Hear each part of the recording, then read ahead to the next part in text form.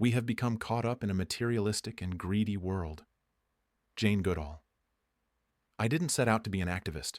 I set out to be a witness to another form of intelligence, to the quiet genius of chimpanzees, to the intricate language of forests. But in learning their ways, I came to see something hauntingly clear about our own, that the human being, this astonishing, pattern-making, tool-wielding species, has become disconnected from its own heart. When Jane said we've become estranged from love and compassion, she wasn't offering rhetoric. She was sounding an alarm. And as someone who studies systems, power, and perception, I can tell you, her words are not just emotionally true. They are structurally prophetic.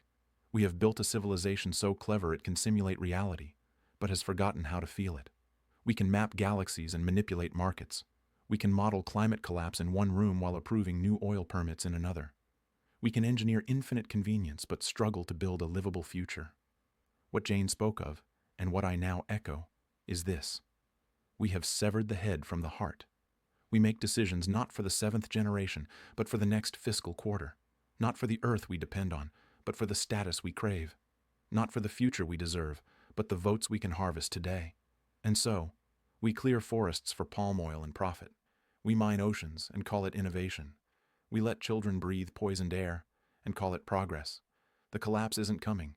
It is already here, just unevenly distributed. But let me say this clearly. Disconnection is not destiny. It is a choice, and it can be unchosen. Jane didn't build empires. She built relationships, with chimps, with ecosystems, with truth. And through her lens, we remember something elemental. We are not separate from nature. We are a node in its grand web. When the web breaks, we all fall. So what now? What do we do in an age where algorithms curate our empathy and attention spans expire before the consequences do? We do what Jane did. We rehumanize our decisions. Ask not only, is this legal or is this profitable? Ask, is this just? Is it sustainable? Does it preserve wonder? We resist short-termism, refuse to worship the now at the expense of the forever, build policy that outlives political terms, value what compounds across generations. We redefine power. Power is not domination. It is interdependence. It is stewardship. The rivers, the soil, the pollinators, they are not resources. They are relatives. We listen to the land, to the children, to the elders, to the unheard. They are not naive. They are prophetic. We remember. Remember that wisdom is not merely data at scale. It is compassion with consequence. This isn't romanticism. It is intellectual integrity. You cannot separate logic from love and expect the system to survive. You cannot commodify life and expect civilization to thrive. And if you think this is just about trees and chimps, think again. This is about your food, your air, your mental health, your children's future.